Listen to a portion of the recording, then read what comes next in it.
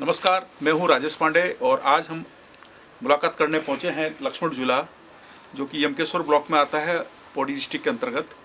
आज हम मुलाकात करने पहुंचे हैं श्री त्रिभुवन सिंह चौहान जी के पास, जो एक वेल नोन फोटोग्राफर हैं और आपने फोटोग्राफी के साथ आप एक बहुत अच्छे इंसान भी हैं। और हम आपसे जानना चाहेंगे कि फोटोग्राफी में आप अपने बारे में कुछ बताएं। फोटोग्राफी के बारे में मैं तो अधिक बता नहीं सकता हूँ, लेकिन मैंने कैसे शुरुआत करी वो सन 1987 में मैंने कैमरा खरीदा। जी सर। और कैमरा मैंने एक प्रसिद्ध फोटोग्राफर अशोक दिलवाली जी के एक फोटोग्राफ को देखने के बाद मेरे मन में यह आया जी सर कि मैं भी पहाड़ में वापस जाके कुछ काम करूं, क्योंकि मैं तब दिल्ली में रहता था। तो मैंने दिल्ली छोड़ के और एक कैमरा खरीद के अपना काम खुद ही कैमरे से सीखना शुरू किया। तो मई में मैंने कैमरा खरीदा और सितंबर में उसी वर्ष जो उत्तर भारत की प्रसिद्ध राज यात्रा नंदा देवी राज यात्रा होती है, मैंने राज यात्रा ज्वाइन करी। और वहाँ पे मैंने देखा कि कई बड़े बड़े फोटोग्राफर पूरे भारतवर्ष में, और इवन वहाँ पे बहुत प्रेरणादायक संत फोटोग्राफर श्री स्वामी सुंदरानंद जी भी उस यात्रा में थे। तो तब मुझे फोटोग्राफी के बारे में अधिक जानकारी नहीं थी और न कभी कोई ऐसा मिला कि मैं उससे कोई जानकारी लूँ। तो नंदा राज जात में कई फोटोग्राफरों ने से जब मैं मिला तो उन्होंने मुझे फोटोग्राफी के बेसिक टिप्स बताए, और कई लोग दुत्कार देते थे, कई प्यार से समझाते थे। तो यात्रा ख़त्म होने के बाद जब हमने फ़ोटो धुलवाए तो लोगों ने मेरे काम को देखा, मेरे गांव के लोगों ने आसपास उन्होंने काम को सराहा। तो फिर 1988 में एक बहुत अच्छे राइटर, पत्रकार और लेखक, कवि श्री प्रकाश पुरोहित जयदीप नाम से थे। वो हम तीनों लोग एक बार फिर बेदनी की यात्रा पे छोटी जात में सन 88 में गए। तो वहाँ बेदनी में बहुत मौसम ख़राब था। 2 दिन तक हमने बिल्कुल बादल और बारिश से हम के साथ में रहे। दूसरे दिन शाम को केवल 20 मिनट के लिए धूप निकली और उस 20 मिनट में मैंने 2 फिल्में खींच डाली। तो प्रकाश पुरोहित जी मेरा मजाक करते हैं कि त्रिभुवन वो देखो, उसका फ़ोटो खींचो, उसका फ़ोटो खींचो, इसको खींचो। तो मैं उनको बोला, मैंने कहा प्रकाश भाई, मैं बेदनी के एक शाम आपके नाम इस नाम से एक एग्जीबिशन करूंगा गौचर मेले में, क्योंकि पहाड़ों में अगर कोई एग्जीबी या कोई गैदरिंग या मेला, बड़ा फेस्टिवल होता है तो वो गौचर मेला होता है गढ़वाल में। तो मैंने ठान ली कि मैं गढ़वाल गौचर मेले में एग्जीबिशन करूंगा। तो मैंने उसके लिए तैयारी करी। मेरे साल भर के जितने फोटोग्राफ थे मैंने उनको उनमें से छांट के कुछ सेलेक्टिव फोटोग्राफ, और मैंने कर्जा लेके वो एग्जीबिशन किया। एग्जीबिशन के दौरान मुझे कई सारे लोग मिले, कई लोगों से संपर्क हुए और लोगों ने मेरे काम को सराहा। मुझे लगा कि हाँ, कि मैं फोटोग्राफी कर रहा हूँ, और लोगों ने मेरे काम को सराहा। वही उन्हीं के कहने से मैं फोटोग्राफर कहलाने लगा। तो उसके बाद 91 में मेरे कैमरे खो जाते हैं बाई चांस। तो मैं उससे पहले जब श्री सुरेंद्र सिंह पांगती जी कमिश्नर गढ़वाल थे, तो जब मेरे कैमरे खो जा, तब वो मैं उनसे एक बार ग्वालदम में परिचित हुआ था। मेरा गांव ग्वालदम के पास है। तो मैं पांगती साहब से तब परिचित हुआ था। और 91 में जब मेरे कैमरे खोते हैं तो वो टूरिज्म के डायरेक्टर थे देहरादून में। उस समय हिल्स होता था, टूरिज्म हिल्स नाम से, यूपी के समय के बाद। तो मैं सर पे गया तो मैंने सर को बताया कि मैं आपको ग्वालदम में मिला था। उन्होंने कहा मैंने पहचान लिया आपको, बताइए क्या बात है। तो मैं बोला सर मेरा कैमरा खो गया और मेरे कुछ फ़ोटोग्राफ मैं आपके पास लाया हूँ, अगर आपको कुछ पसंद है तो आप ले लीजिए और मेरे को अभी पैसे का ज़रूरत है, मुझे कैमरा खरीदना है। तो उन्होंने मेरे 5 फ़ोटोग्राफ खरीदे और 3 महीने बाद मैंने देखा कि वो 5 फोटोग्राफ में से 3 फोटोग्राफ उन्होंने पब्लिश किए पोस्टर के रूप में।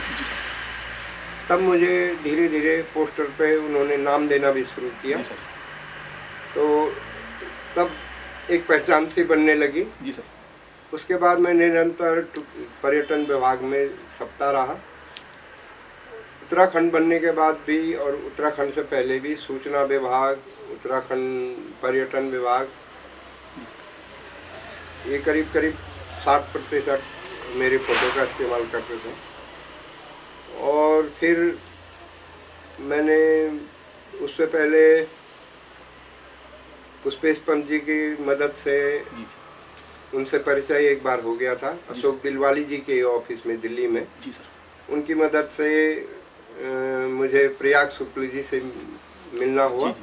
और प्रयाग शुक्ल जी ने मेरे आर्टिकल नवभारत टाइम्स का एक इंद्रधनुष पेपर आता था कलर वाला, उसमें मेरा पहला आर्टिकल जो था वो ओली स्कीइंग के बारे में लिखा था। और वो पूरा आधे पन्ने पे वो आर्टिकल छपा था। तो उस आर्टिकल ने मुझे बहुत ताकत दी जी सर इस क्षेत्र में बने रहने को। उसके बाद एक सिलसिलेवार में साप्ताहिक हिंदुस्तान में कहानियों में मेरे फ़ोटो लगते थे। जी सर। उस साप्ताहिक हिंदुस्तान में एक कहानी होती थी हर हफ्ते में, और उस कहानी में अक्सर मेरे फोटोग्राफ कहानी के साथ लगते। तो मुझे वो जो कहानी के साथ जो फ़ोटो लगता था उससे बहुत ज़्यादा मेरे को अपना एक ताकत मिला, विश्वास बढ़ा। क्योंकि मुझे तब समझ में आया जी सर कि एक अनजाने में अपने ख्यालों में खींची गई फोटो कैसे एक तस्वीर पूरी कहानी कह देती है और कैसे पूरी एक कहानी एक तस्वीर बन के रह जाती है। तो ये मुझे तब समझ में आया जब मेरी पिक्चरें कहानियों में लगती थी। जैसे हम आपसे बात कर रहे थे तो आपने कहा कि मैं 38 साल आपको फोटोग्राफी करते हुए हुए हैं, और आपका कहना आज भी है कि मैं अभी भी सीख रहा हूँ। तो इसकी क्या वजह होगी सर? इसकी वजह ये है, एक तो सबसे पहले कि मैंने किसी इंस्टीट्यूट से या किसी जगह से फोटोग्राफी सीखी नहीं। मैंने कैमरे से ही अपना, पहले कैमरे मैनुअल कैमरे आते थे, अब तो डिजिटल है, हम स्क्रीन पे सब कुछ देख सकते हैं। पहले ये था कि हम रीडिंग नोट करते थे कि फर्स्ट स्नैप खींचा, ये रीडिंग, ये स्पीड, ये अपर्चर है। इस हिसाब से फिर धीरे धीरे समझ में आने लगा फोटोग्राफी का। लेकिन आज भी ये विधा, कोई भी विधा है उसमें कोई पारंगत तो कहीं हो नहीं सकता है। और उसमें पूर्ण तो हमको ये लगता है कि अभी भी सीखने को, आज डिजिटल का समय है। कभी कभी हमको ये लगता है कि यार इस बच्चे को जो मैंने फोटो खींचना सिखाया था, ये कैसे ये फोटो खींच गया, मुझे अब इससे सीखना है। अच्छा जी। डिजिटल या किसी भी एक, अगर उसने कोई कलात्मक फोटो खींचा है, और फोटो क्या है कि फोटोग्राफी है एक प्रकाश व्यवस्था पे ही आधारित है फोटोग्राफी। तो लाइट को समझना, लाइट के साथ खेलना, लाइट के साथ काम करना, वही फोटोग्राफी है। और आज हमें सुकून इस बात का होता है कि जिस काम को उत्तराखंड में मैंने सन 87 से एज ए फ्रीलांस फोटोग्राफर किया, तब यहाँ पे गिने चुने फ्रीलांसर थे। गढ़वाल से शायद मैं पहला फ्रीलांसर था। और कुमाऊं वाले पार्ट से श्री अनूप शाह जी वो फ्रीलांसर थे। और उनको वो माउंटेनियर भी हैं जी और उनके पास संसाधनों की कोई कमी नहीं थी। और यहाँ हमारे पास संसाधनों की बहुत सारी कमियाँ, लेकिन उनको हम मकसद ये था कि मुझे फोटोग्राफी में आना भी मेरा एक मकसद था जी कि मुझे अपने उत्तराखंड के स्थानों को लोगों से परिचय करवाना है। और उससे मुझे दो फायदे हुए जी कि मैंने उत्तराखंड के दूर दराज के जगहों का पर्यटन या गांव पर्यटक स्थलों का या अन्य जगहों के फोटोग्राफी करके उन जगहों को भी पहचान मिली और मुझे भी पहचान मिली। तो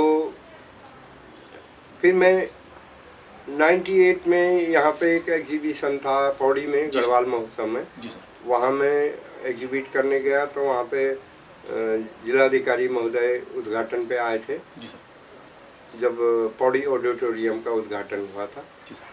तो जिलाधिकारी महोदय ने जब मेरे प्रदर्शनी पे आए तो उन्होंने मुझसे कहा कि त्रिभुवन कुछ करो। मैंने कहा सर फोटोग्राफी करने से तो कुछ नहीं हो सकता है, आप कोई वेपन का लाइसेंस दिला दो मुझे, तो मैं कुछ लोगों को शूट करूँगा तो कुछ करूँगा। बोले नहीं ऐसा नहीं बोल रहे हो यार, आप कहाँ रह रहे हैं? मैंने कहा ऋषिकेश में। बोला आपको आप क्या चाहते हैं? मैंने कहा जी मैं कोई आर्ट गैलरी वगैरह बनाना चाहता हूँ। तो बोले कि हम आपको लैंड देंगे लक्ष्मण झूला में। और उसके बाद साहब ने उस पर काम भी किया तो मुझे लैंड दी और मैंने आज यहाँ पे आर्ट गैलरी जो बनाई है ये। सर जैसे हम अभी क्योंकि आपने अपने कैमरे से उत्तराखंड के बड़े दृश्यों को कैप्चर किया है, नैसर्गिक सुंदरता को आपने लोगों तक पहुंचाने की कोशिश की और ये सब चीज़ें इस्तेमाल होती हैं टूरिज़्म को बढ़ाने में कि लोग आकर्षित होकर टूरिज़्म के लिए किसी स्टेट में किसी देश में पहुंचते हैं। तो क्या हम उत्तराखंड में जो टूरिज़्म है, जो वहाँ का प्राकृतिक सौंदर्य है, क्या उसको हम लोग भुना पा रहे हैं उत्तराखंड में? और यहाँ की आर्थिकी को क्या उस हिसाब से हम उसकी तो आत्मनिर्भर करने की कोशिश कर रहे हैं? नहीं जी, अभी इस विषय पे पर्यटन या खुद स्थानीय जनता बहुत जागरूक नहीं है। जी सर। और अगर जागरूक भी है तो उसमें ये है कि यहाँ पे एक ऑर्गेनाइज ढंग से कोई काम नहीं हो रहा है। जी सर। ऑर्गेनाइज कोई और लोग करके अपना पैसा बना के और वो ले जा रहे हैं। और जैसे अभी इन्होंने ट्रैकिंग उत्तराखंड में 4 धाम यात्रा के अलावा यहाँ पे पर्यटन के लिए कुछ भी नहीं है। जी सर। यात्रा काल में ही विशेषकर लोग आते हैं, लेकिन अभी कुछ साल से चलन होने लगा है कि यहाँ पे विंटर टूरिज्म बढ़ रहा है, लेकिन वो कुछ ही पर्टिकुलर क्षेत्रों में बन रहा है। और उसमें जो है कि उसमें कुछ बड़ी कंपनियां जैसे इंडिया हाइक्स वगैरह हैं, इन कंपनियों ने अपने कब्जे में कर रखा है उसको, क्योंकि वो टूर बेच रही हैं और वो बहुत सस्ते दामों पे टूर बेच रही हैं। और जो लोकल लोगों का वो इस्तेमाल कर रही हैं, वो एक किस्म से उन लोगों का शोषण कर रहे हैं। जैसा अभी आपने कहा कि कम्युनिटी से हमें टूरिज्म को जोड़ना है, कम्युनिटी इंगेजमेंट की आप बात करते हैं, तो क्या मैकेनिज्म होगा उसका? उसके लिए मैकेनिज्म यही है कि हमने ये बात सरकार को समझाई थी कि हम हर 13 ज़िले यहाँ पे हैं, हम हर ज़िले के ज़िलेवार कम से कम एक ज़िले से 4 लड़के ले लेते हैं। तो एक बार में कम से कम हमारा 50 लोगों का बैच बन जाता है। जी सर। और वो 50 लोगों को हम ट्रेन करें। जी सर। कि जैसे हमारा एक रूट है, ट्रैकिंग रूट है, सपोज रूपकुंड वाला। जी सर। उस रूपकुंड वैली एरिया में वहाँ ट्रैकर जाए, वो टेंट में न रह कर, जहाँ टेंट में रुकना है वहाँ टेंट में रुके, लेकिन जहाँ वो होटल में रुक रहा है उसके बजाय वो कम्युनिटी में रुके, होम स्टे वाली जो होम स्टे वाला उसमें रुके। उसमें वो जो 50 लड़के हमने ट्रेन किए हैं वो हर जिले से हैं। अब वो पहले उनमें से आधे लोगों को एक वैली पे उनको मूव कराया जाए, उनको एक वो लोग वहाँ पे सर्विस दें। जी सर। और फिर गांव वालों के लोकल प्रोडक्ट्स है। इको टूरिज्म का मतलब ही आज तक न सरकार समझी है और न कोई समझा। इको टूरिज्म है कि हमने वो दो शब्दों से जुड़ा हुआ है। इको शब्द जो है वो परिस्थिति, दो पारिस्थितिकी और इकोनॉमी, जी, इकोनॉमी, हाँ हाँ, दोनों चीजों जी से सर, जुड़ा हुआ है। जी सर, केवल पारिस्थितिकी से नहीं जुड़ा हाँ, हुआ, इकोनॉमी की बात, इकोनॉमी से भी जुड़ा है। जी सर, अब हमने पारिस्थितिकी हमारी अच्छी है, जी जी, हमारे घर में एक्सेस सब्जी हो गई, जी जी जी, अगर कोई आगंतुक है, कोई पर्यटक है, जी सर, तो हमने उनको दे दी, जी। उनको खाना बना के दे जी, दिया, जी, वो जी। चीज़ हमने एक्सेस हो गई, बेच जी दी, सर। तो वही हमारा टूरिज्म है। जी जी।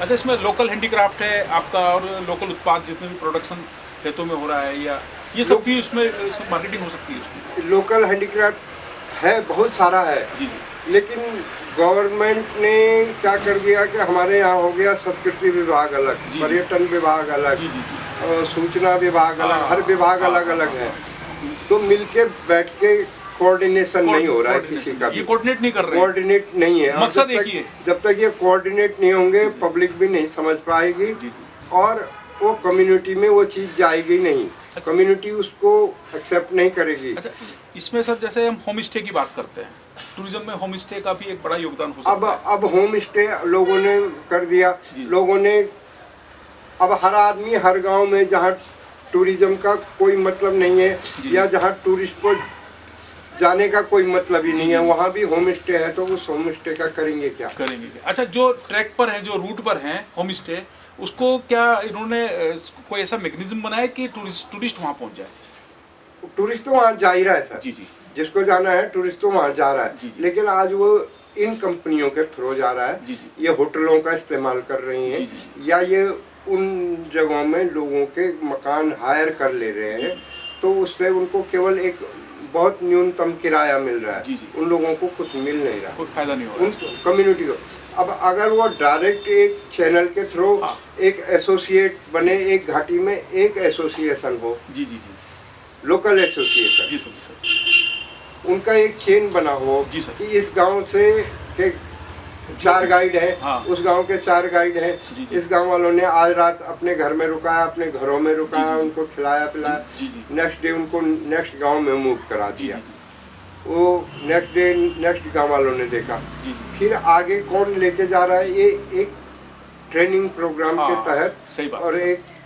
एक इसका एक व्यवस्था होनी चाहिए, व्यवस्था के होनी तहत चाहिए। ये काम हो सकता है। अच्छा सर, मैं, और कुछ चीज़ें हैं, जी। कुछ गांव हैं जी सर, जो हमारे कम्युनिटी टूरिज्म को आगे बढ़ा सकते हैं। जी सर, जी सर, कुछ जैसे हैंडीक्राफ्ट का है, जी सर, अब माना गांव है, जी जी, माना गांव को हम होम स्टे बना सकते हैं। जी, बना, हाँ, जी जी, वहाँ पे कल्चरल डिपार्टमेंट भी आए, जी जी, हथकरघा वाले भी आए, टूरिज्म भी आए, जी। सब आके बैठे वहाँ लोगों को, ताकि आदमी खाली यहाँ ऐसे देखने ना आए, हाँ, कुछ यहाँ से लेके भी जा जानने सके। के लिए भी आए, जानने के लिए भी आए, कुछ लेके जा भी सके।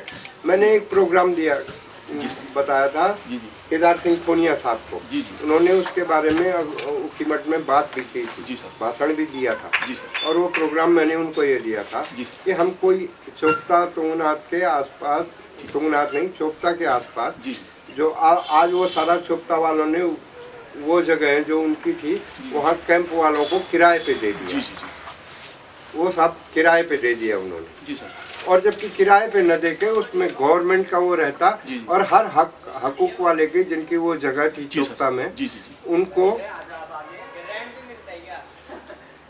वो जगह उसका डेवलप करके वहाँ पे होम स्टे टाइप में बनवा के उसी स्टाइल में। बिल्कुल बिल्कुल, और चोपता एक ऐसी जगह है कि जहाँ round the year bird watching, घुड़सवारी, जी सर, वाइल्ड लाइफ के लिए, जी जी, और स्कीइंग के लिए, जी सर, और वहाँ पे आयुर्वेद के योगा, जी, जी। आयुर्वेद ट्रीटमेंट, लर्न और ट्रीट दोनों चीज़ के लिए। जी, जी। तो जो हमने वो 50 लड़के तैयार किए थे, जी सर, वो यहाँ पे काम करते हैं, काम करते और फिर ऐसे ऐसे हमारे पास हर 3 महीने में 50-50 लड़कों के बैच तैयार होते हैं। वो बाद में जाके अपने अपने क्षेत्रों में जहाँ जहाँ ट्राइबल और ट्रेड वाले लोग हैं, जी, और जो हैंडीक्राफ्ट पे काम कर रहे हैं जहाँ जहाँ लोग, उन गाँवों को ही केवल हमें होम स्टे के लिए ज़्यादा ओब्लाइज प्रमोट करना चाहिए।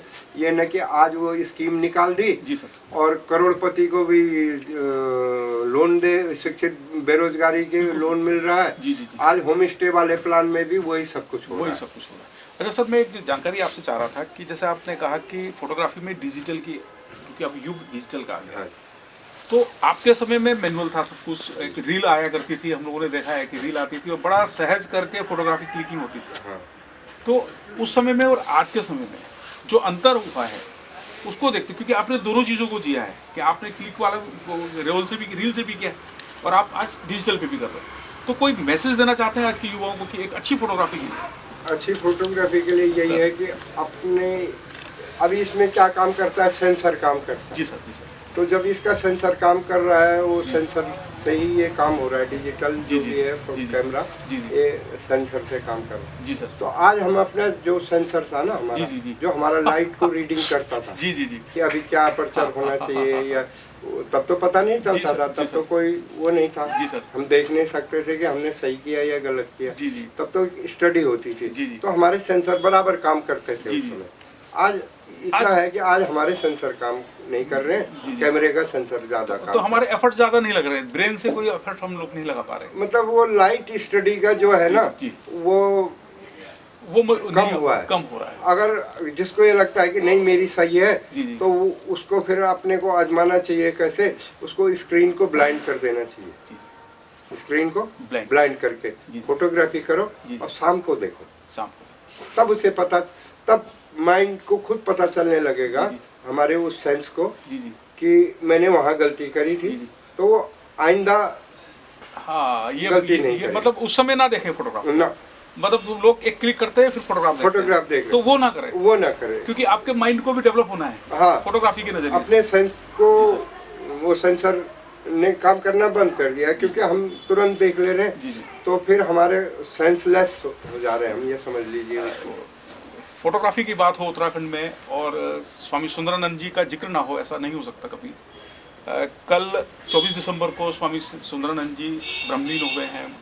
उन्होंने प्रकृति के कई कलर लोगों तक पहुंचाए हैं, कि प्रकृति को लोगों के घरों तक पहुंचाया है। फोटोग्राफी में उनसे बड़ा नाम मुझे अभी तक कोई नहीं सूझता है। तो उनको श्रद्धांजलि देते हुए मैं आपसे एक सवाल पूछता हूं कि क्या उनके इस कलर को क्या बरकरार रखने के लिए कुछ लोग आगे आएंगे, जो उन्होंने, जो धरोहर है उनकी? मैं भी सबसे पहले गुरु जी को अपनी श्रद्धांजलि अर्पित करता हूँ आपके माध्यम से। जी सर। कि मैं जब सबसे पहले 91 में गंगोत्री गया था, मैं गुरु जी से मिला था। जी सर। और मैं काफ़ी देर उनके पास बैठा रहा। जी सर। और शायद ऐसा जो वो फोटोग्राफी में या पर्यटन को या एक उत्तराखंड को एक पहचान बनाने में जो स्वामी जी का योगदान दिया है, तो वो आने वाले हजारों वर्षों तक कोई वैसा कार्य नहीं कर सकता है जो स्वामी जी ने किया। और उस समय, उस दौर से जब उन्होंने शुरू किया था, तो शायद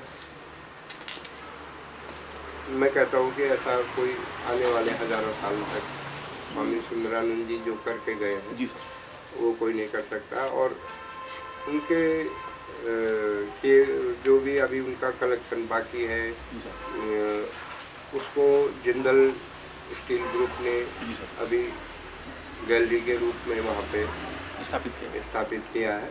और शायद वही लोग उसको सच्चा संरक्षण दे सकते हैं और दे रहे हैं। लेकिन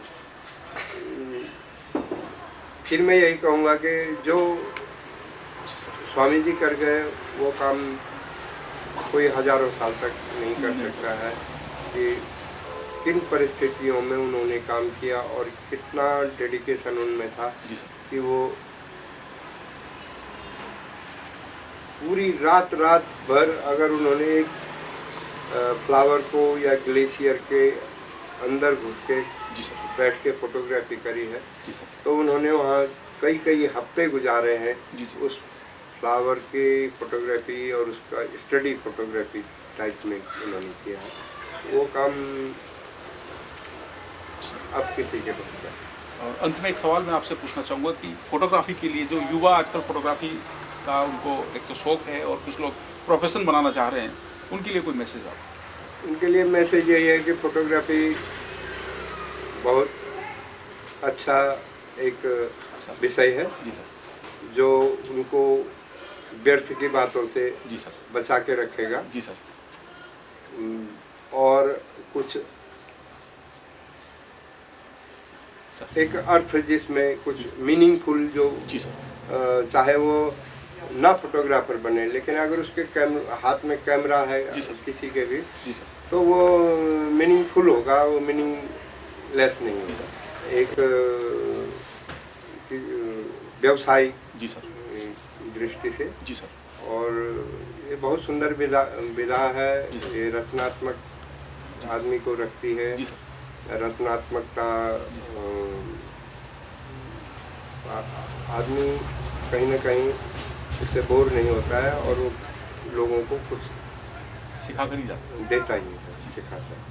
तो हम आज मुलाकात कर रहे थे श्री त्रिभुवन सिंह चौहान जी से, और आप एक फोटोग्राफर, बड़े फोटोग्राफर ही नहीं हैं, एक आप बहुत अच्छे इंसान भी हैं, और आपसे बात करके हमें उत्तराखंड के टूरिज़्म के बारे में भी जानकारी मिली कि इसको हम कैसे डेवलप कर सकते हैं। तो इन सभी बातों के साथ सर आपका बहुत बहुत धन्यवाद हमसे मुलाकात करने के लिए। Thank you sir.